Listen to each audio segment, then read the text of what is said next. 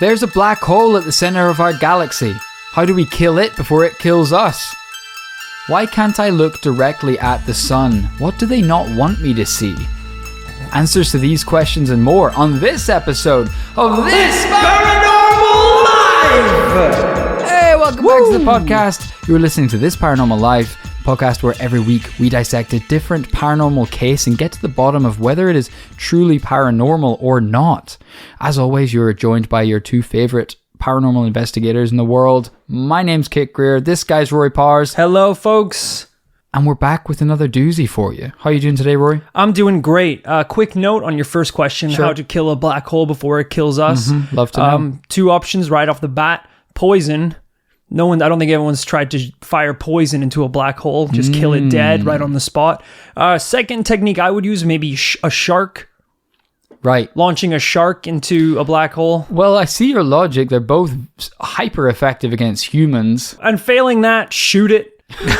go up there with a space gun and shoot it. Anything dangerous. Snake, knife, bomb, any of the above. Yeah, all valid options because we got no better ideas. Those ones are free, NASA. The next one's going to cost you. So we're not going to mess around at the top of the show. We're going to dive right into today's investigation, which comes courtesy of a listener that sent us this one by email. They wrote, "Paranormal greetings, my paranormal colleagues. While I was attending PUSC, Paranormal University of Southern California, in 2001, where I earned my PPHD, Paranormal PhD. You're saying these things as if we don't know what they are. Yeah, we obviously know what they are. I heard about the following unusual case. What do you guys make of it? Paranormally yours, Dr. Suarez, aka Mr. Footlong, because I once ate a 12-inch hot dog in one bite." So I guess thank you to Dr. Suarez for sending this one in to us. He seems like the worst person alive. Yeah, basically. But I'm grateful that he took the time to write to us. So without further ado, for today's story, we journey to Delhi, India. It is 1:45 a.m., April 5th, 2001. And Mr. Anil Gopal is asleep on his terrace, probably enjoying restful dreams, when he was jolted awake with pain. He cried out in shock as teeth and claws dig into his body. But before he even realizes what has attacked him, it has almost escaped out of sight. But Anil makes out just enough what appears to be a monkey leaping away into the night. Now, Anil is a responsible man. He could have just gone back to sleep or thought about himself. Personally, I would have been worried I had rabies after getting bitten by a night monkey. Yeah, don't go back to sleep even if you're bitten by a day monkey. Not a shadow monkey. Absolutely Who not. knows what you have? Any beast that feeds at night should be taken seriously. He's just gaping wounds. He's like, I'm very tired though. I've got an early shift tomorrow. It's like, you should go see a doctor. No, honestly, I'm exhausted. And you know what? Since the monkeys bit me, I've become progressively more tired. I feel like I'm slipping away. Go to the doctor. I can barely keep my eyes open. Putting in earplugs. I really think a power nap will do it. Is this a waterbed? It's a pool of your own blood. They always just prescribe bed rest anyway. I'm just beating them to the prescription. But he actually did what anyone should do in that situation. He called the police on that monkey. Good call. So the police drive around, and for the rest of the night of April 5th, 2001, it was just a regular, textbook monkey crime scene investigation. The police take a statement from Mr. Anil. They check out the house, and that's that. Not much you can do as a police officer in that case. There's no fingerprints, I guess, because it's a monkey. Weeks go by. The memory of the attack is fading, and the police report is gathering dust. Anil's bite marks on his arm are almost healed up. All quiet until April 18th, 2001, 3:45 a.m. A woman is peacefully sleeping on her terrace Oh no. when she screams. A flurry of teeth, paws and claws come flying at her. She tries to bat it away, and in the pitch black, she sees the monkey creature leap off the terrace and into the night. Oh god. Knowing what happened 2 weeks previous, she immediately calls the police. Now, before with Mr. Anil, this was a one-off, a freak incident. But 2 attacks by a monkey creature in 2 weeks? This is where the police get out the cork board, put 2 pins on the map with a little piece of string in between them. They get it started. Right. They're trying to work out motives, locations, suspects. They're bringing monkeys in for questioning. They line them up, usual suspect style. Yeah. And go, could you point at the one that it was? But they're all just jumping all over the place. It's impossible to pin them down. It's tough because, you put a monkey in a room with a one-way mirror. They just think they're still at the zoo. Yeah. Because they're just still behind the glass. So, you're on the intercom, hitting, and it's like, please, all the monkeys right up against the wall. And they're just throwing their own shit. Yeah, like, they're arguably angrier and more fierce since you brought them in here. Like, if they weren't a killer in the world, they're a murder monkey now. Yes. Because there was a lot of police brutality going on as well. They're clubbing these monkeys, pushing them into the rooms. They are institutionalized. It's animal warfare. It's pigs v monkeys. And the police are like, in retrospect, I don't know why we got them from the zoo. They're locked up already. The police interviewing the zookeepers. We think one of your monkeys did it. Is that what you want? Your monkeys locked away behind bars? They live in a zoo. That's where they are now. I call them the little convicts. They already wear the stripy pajamas. And so a station house officer at Vijay Nagar police station was ordered by his boss to keep a file on any monkey related incidents that were reported in the area. Just to keep tabs, So the cops in the station, they're monitoring the reports that are coming in as the days go by. And this list of attacks just keeps growing. And a crime of this magnitude cannot be kept under wraps. Word of the attacks spread fast. Citizens didn't feel safe in their homes anymore. And definitely not in their terraces. Yeah, stop sleeping on the terraces if there is a... But it's so hot. Oh, God. It's probably like 40 degrees. But would you sleep out with a nice cool breeze with a high risk of a night monkey attack? If it's hot enough? I suppose. Absolutely. Yeah, I suppose so. You come in from a long day at work. Hi, sweetie, I'm home. Did you remember to buy ice? Oh, I forgot the ice. Oh, Jesus, we gotta sleep on the terrace again. Why don't I just call the monkey now? Why don't I just call the police now? I'll just say, oh, great, I'll just call the ambulance while we're at it. Oh, well, we're gonna be attacked by night monkeys. Like, we don't have to sleep outside. Yeah, you want to sit in here? You want to sleep in here and roast our asses off? Come on, put on your banana skirt and let's go onto the terrace. I was taunting him at that point. That's right, no one was able to sleep on a terrace all April. And as reporters took to the street to try and report on what was happening, dozens, even hundreds of people volunteered descriptions of the beast, what it looked like and how it behaved. Which was great for evidence, except the descriptions started to vary somewhat. Whilst people mostly described a small monkey creature a few feet tall, occasionally others disagreed and said, that thing's pretty big. Whenever I saw it, it resembled a gorilla even. In one sighting in May, a woman described the creature's giant bulb-like eyes flashing in the dark. Before the monkey ran her over on the highway. It honked a very loud horn. Some even described seeing it jump 20 feet at a time, which would explain how it got up onto all those terraces. Yeah. Others reported that he even had a helmet and a jacket and was jacked. Okay. Kinda seems like borderline a different thing. Yeah. And you might think that the police were kind of annoyed by this case. The police are very busy. We all have experienced it if you've ever reported a crime. Yeah. Me, for example, my bike got stolen a while back, and I just for like insurance purposes, I'd never thought I was going to get it back, but I lodged the police report online. You can do it online. It's very convenient now. Instantaneously, I got an email being like, case closed, nothing we can do. Like, they've got those cases just on an auto respond. Yeah, it's pretty depressing when something like happens. I have my phone stolen as well, and like within 30 seconds they're like, we're not getting it back. Like, you're never gonna see that phone again. And it's kind of like, okay, shouldn't we live in hope? Whatever happened to that? Couldn't you say something a little nicer, like at least to like calm my spirits? Just say you're gonna keep an eye out. They were like, just so you know, we've been called about 40 phones tonight. Like, you're one of these 40 phones, and someone's been stabbed. So you're pretty low on the priority. You'll be just fine, kid. So it's a pretty, not the greatest response you want from the boys in blue. If you've got an internet connection, time to bloody send us this report, you could buy another phone. Jesus Christ, a 20 quid, kid. And that's why I had to get their attention and go around town as a monkey, biting people on their terraces. Holy shit, the description's right here. Jacked, wearing a helmet and goggles. No iPhone? Yeah, so I would imagine personally that if I was to go online to the Met Police website and file a monkey I shouldn't, no one do this because it's probably illegal, but file a fake monkey attack report. I just don't think that thing's going to get serious investigation. Not until there's enough people reporting the same monkey threat. You got to write like a clickbaity title to the description. Shadow monkey fights back. 6 shadow monkey attacks in your area. Number 5 will make you cry. Yeah, and in the kind of additional evidence attachment field, I'll put in like a YouTube style thumbnail of my shocked face. Yeah. Whoa. And then of course some like linked articles as well, so it's like, this is what these 4 child monkey stars look like now. You won't believe it. Plus, you got to have that Amazon affiliate link at the bottom. If you want to pick up some monkey protection gear, follow this link, we'll get 10% back. Of course. So you might think that the Delhi police were kind of annoyed.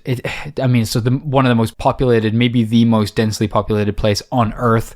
We got a lot of crimes to think about. This was far from the truth. They were very invested in this. When one reporter interviewed the Deputy Police Commissioner of Northwest Delhi about what his feeling was about this case, he said, quote, "I'm sorry, in such matters as this, there's nothing like a gut feeling.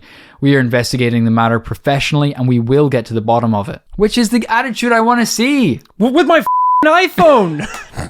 God damn it. I don't care who dies. I don't care what it takes. I'm pretty sure this thing goes to the heart of government. This thing, we got to keep our voices down. This thing straight to the top. Look, I don't want to freak anyone out, but I think MIBs ganked my shit. A lot of confidential research notes from our podcasts on there. They would kill to get their hands on that. A lot of confidential research nudes were on that phone when I lost it, all right? And I think the MIBs wanted that shit to keep me down. Because they know I'm thinking of running in 2024 and they need the blackmail content to shut me the F up. And those pigs I called were in on it. They're in on the whole thing.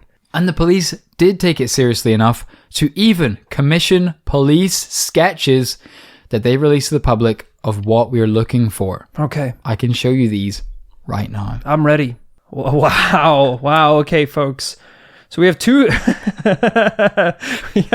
variants of the monkey. Why do we have 2 different versions? You might see the description there. I think the left side is kind of more what the police believe they were looking for, and on the right was more what the public described in their testimonies. Okay, so, we got kind of what you're imagining here. A little furry monkey style man. Mm-hmm. He looks around 3 or 4 foot. Weird little sharp clawed fingers. Tiny little feet. His face is a clown's face. Okay. It looks like he's wearing clown makeup. Sure. But he does look quite like a gorilla or a monkey, a member of the ape family. He's almost cute. He looks like a kind of cartoon character. Yeah, as opposed to the one on the right, which is very similar, but he's dressed in what looks like a Santa's elf. One of Santa's elves, with a motorbike helmet on. Yes. But still the claws, though creepy clown makeup and the tiny feet. Yeah, they are almost the same thing. It's like the way Barbie had like beach mode, college mode. Yeah. This monkey just has motorbike mode and nude mode. If you've seen my missing iPhone at all, you'll know that I'm very fond of nude mode. Yeah, actually, I take back what I said. Now that you've zoomed in on them, they're not cute. It's actually quite terrifying. Pretty bad. His eyes are red. His face is scowling. He looks like he has a scar from the Lion King scar through his eye. Yeah. He scratched himself in some kind of kerfuffle. They do look like alcoholic, unemployed clown babies. Yes. Actually, this is terrifying if that attacked you in the night. The police weren't just taking this monkey beast seriously. He had got under their skin. He was in their mind. With their minds. I need to know how. One day, a reporter was at the Vijaynagar police station when, in the canteen, he saw 4 monkeys eating in the canteen, just willy-nilly. And when they asked the police why they weren't chasing away these monkeys from the police canteen, the cops said, quote, "Well, we don't want to be bitten." What? The police are so scared of all the monkey attacks. They were letting monkeys eat in the canteen. That is ridiculous. That is like, you know how in all those crime movies, at some point, there's a suspicion that someone is a dirty cop. Right. Like someone on the force is working for the other side. If you're in a police lunchroom and there's 4 monkeys sitting down at a lunch table eating bananas, you gotta start suspecting the reason why this monkey hasn't been caught. Why is evidence going missing? Wait a minute, does one of those monkeys have a badge? Who gave him a gun? Which he never seems to have to reload. It's like, I gotta tell the chief about this. Turns around. Chief Bobo, are you seeing this shit? I don't know what monkeys you're talking about. Maybe you should go see the psychiatrist, Dr. Zaius. They're everywhere! At this point, we're at a fever pitch. People are watching their backs, paranoid that at any moment the monkey could strike. On one occasion, word got out that the police had arrested the monkey man. Hundreds of people descended on the police station to catch a glimpse of the beast. But the police had to hold everyone back and be like, no, we wish we caught the monkey man. This is just a crazy viral rumor. And also, even if they had, if you've learned anything from King Kong, don't all rush there and try to take photos of this psycho monkey, because he'll go apeshit, literally. But gradually, the reports dropped off, as if the monkey man of Delhi had finally moved on, at least to another city, leaving the citizens of Delhi safe for the moment, but none the wiser about what actually happened during those weeks. It's been popular ever since to claim that this was some kind of mass hysteria, that the fact that all the men and women descended on to the police station as soon as they heard the monkey was arrested, that it was a figment of the imagination. But it should be noted that apparently senior officers at Ghaziabad, Noida, and other stations refused to dismiss this as a figment of the imagination. Thoughts? I have a lot of thoughts, and a couple questions, actually. Please. So, judging by the fact that there were monkeys eating in the police cafeteria, I have reason to suspect that there is a reasonable monkey populace in this location. Right. They're obviously local to this part of the town or city where these people are located. So, granted, a couple people suffering from a monkey attack is a pretty bad thing. I don't know how frequent that is in this place. That's a good question. I don't have this statistics on it, but one interesting point that came up, because this story got pretty well covered in India as well as here, and one reporter did talk to people who were experts on these monkeys, and they pretty much ruled out the concept that any zoo monkey or indeed any wild monkey was capable of doing it. They said they simply don't attack without provocation. So the idea of them attacking a sleeping person is pretty much impossible. That's an interesting to bring up. Unless there's some sort of monkey disease that I don't know about that could affect a monkey's behavior. Some kind of monkey rage virus. Exactly. Which I'm pretty sure is what happened in Planet of the Apes. Yeah. Shit. We need to get this thing before it bangs another monkey and has super aggressive night monkey babies. Well, given this happened in 2001... it's too late. I think monkeys like banging enough for this to be out of control. Okay, but that's good to know at least that they ruled that it was probably not a regular monkey. I mean, that is the obvious kind of go-to, isn't it? Is that whenever we have these paranormal cases that are just a hair's breadth between being regular zoological cases and cryptozoological cases. Right. It becomes tempting to think, maybe we know that animals exist. Yeah. Why can't it just be an animal? But pretty interesting that they stamped that out kind of right off the bat. I mean, this is 2001 as well. This is a time where camera phones exist, CCTV exists. Are we to believe that this monkey freaking Assassin's Creeded his way past everyone? Yeah, I mean, that's an interesting point. I guess Delhi in 2001 is quite a different place to say New York City. I guess a city like New York that's so notorious for being so lit up all the time might be harder for a monkey to skulk around.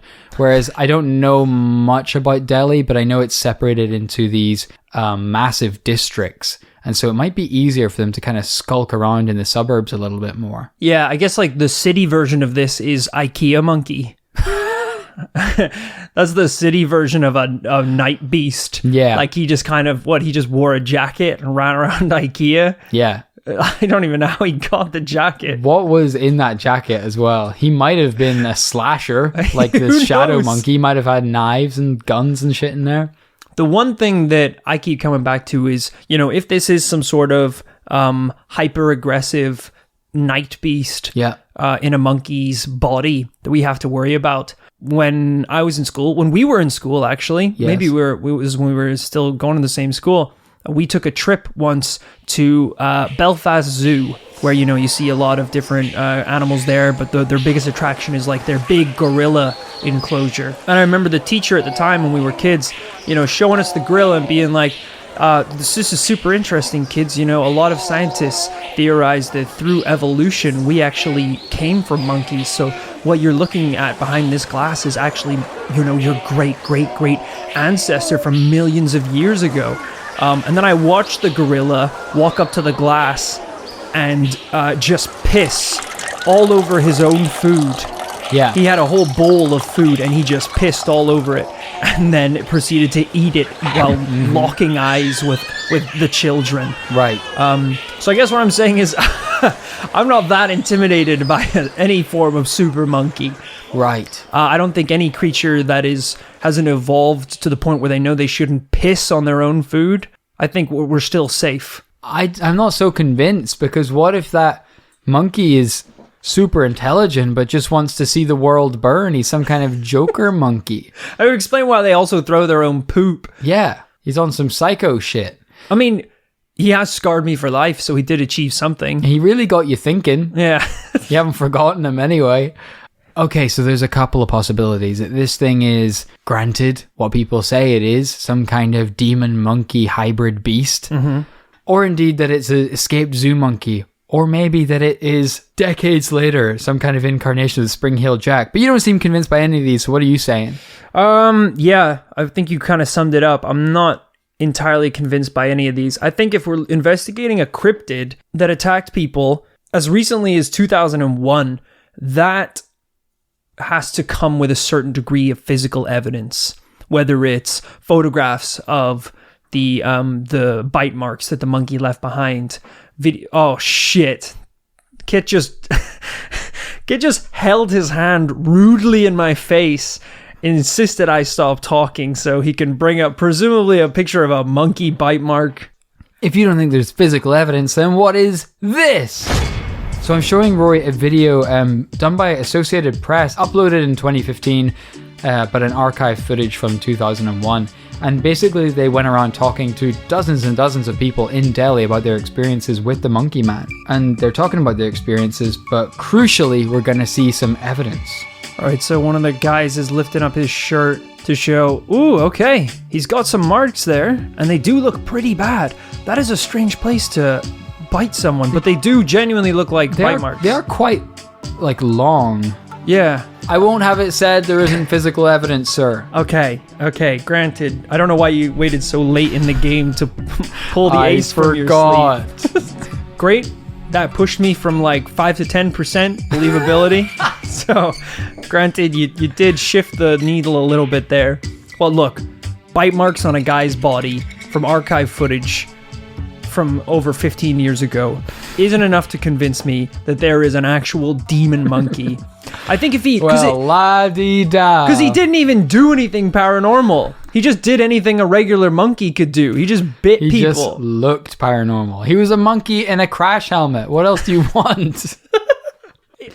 It sounds like he's done this and people are suffering in the worst town that there could be a possible monkey attack when the police who are hunting down a monkey will let monkeys come into the police station and eat their food. How do they know that's not the monkey? You should be on monkey alert. You have the authority to shoot any monkey on spot, on site. I mean, in retrospect, the fact that the policemen were so scared of regular monkeys to let them eat in the canteen suggests that they in some way felt that the entire thing was about just regular monkeys. Yeah, well, if anything, if they're that afraid of the regular monkeys, they definitely shouldn't be the people hired to take down the super monkey. They should be eating those small monkeys for breakfast in the canteen, perchance.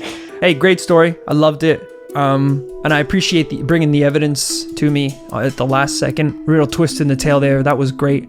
But I think in my conclusion for this week's episode, it's still gonna be a no. This is bullshit. I'm sorry. I'm sorry, man. So you're a yes then? Absolutely not.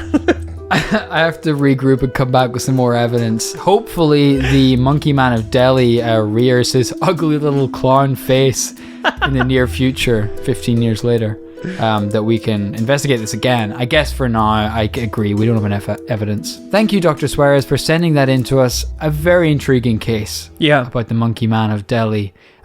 As always, you can let us know what you think about this one, this Paranormal Life podcast at gmail.com. Let us know what you think on the socials. That's where we hang out. This Para Life on Twitter, facebook.com/this Paranormal Life. And as always, check out the Secret Society. That's where probably the majority of the commune are hanging out, discussing these episodes and just posting cool shit that they find. If you join the Paranormal Commune, we can guarantee you safety from all monkeys and all night beasts that come along. We have essentially, as a commune, created a bug zapper that attracts any mammal. So not just, you bug zapper, you get your flies and mosquitoes and things that are drawn to the light and it fries them to pieces. We've invented some sort of mega generator that, hell, even I want to touch the thing. We are, unfortunately, 90-something% monkey, all of us, genetically. Yeah. So it's always going to look a little attractive. Yeah, of course. You're always going to want to just go over there and touch it. I do a see little it in bit. my dreams, yeah. Granted, the thing is, now that I look at it, it's smoking. It's a 10 out of 10. It's hot as shit. Yeah. I want to touch it. I want to maybe lick it a little bit. Yeah. But the last three lie on it. guys that did died, so that's a bit of a turnoff. Yeah.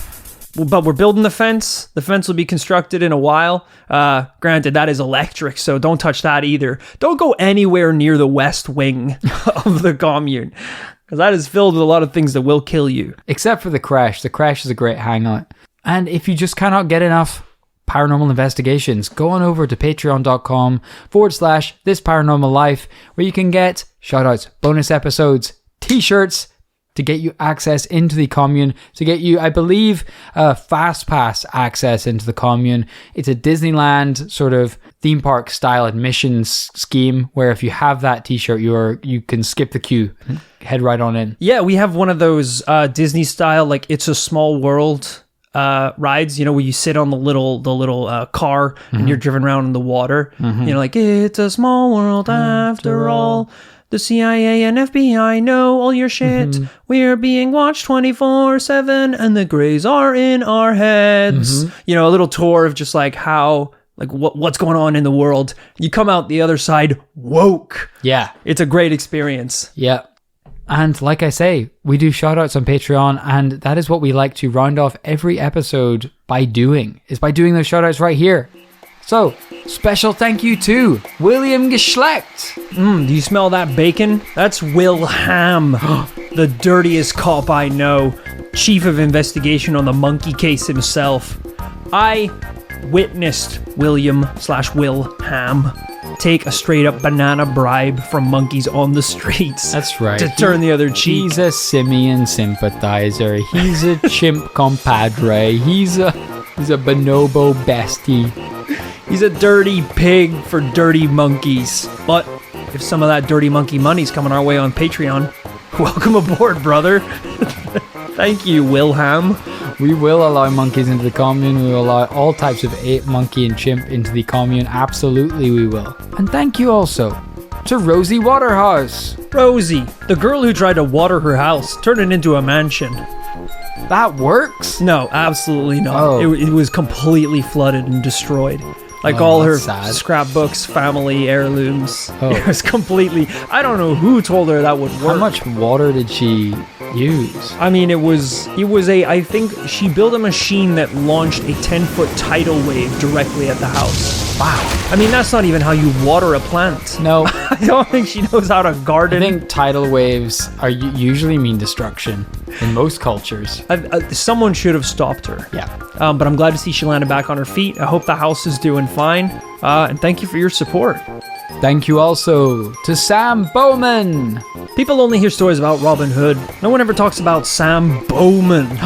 Everyone knows Robin Hood could do that shit where, he would shoot an arrow through an apple on a guy's head. Yeah. Sam Bowman, he was the guy who invented that even doper shit where his arrow would split Robin Hood's arrow in half. Yeah, as it shot an arrow on someone's head. Yeah. Yeah. People just don't talk about him much because he used to steal from the poor to give to the rich. Right. So it was less of like a noble cause. More of a controversial figure that way. It's kind of like, people love Batman because he stops crime, but if there was like a cooler Batman who just beat up homeless people, like you still wouldn't talk about him that much. How would he be that cool but that mean? I don't know. Would he just have cool like sneakers or something?